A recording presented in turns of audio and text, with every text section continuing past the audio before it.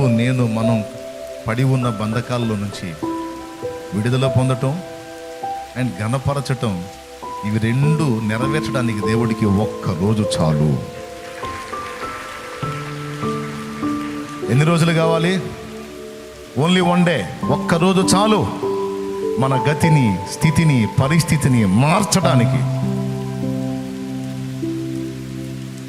ప్రతి ఉషోదయం, ప్రతి శుభోదయం ఆ ఆశని, ఆ విశ్వాసాన్ని, ఆ నిరీక్షణని నువ్వు కలిగి ఉండమని నిన్ను హెచ్చరిస్తాము.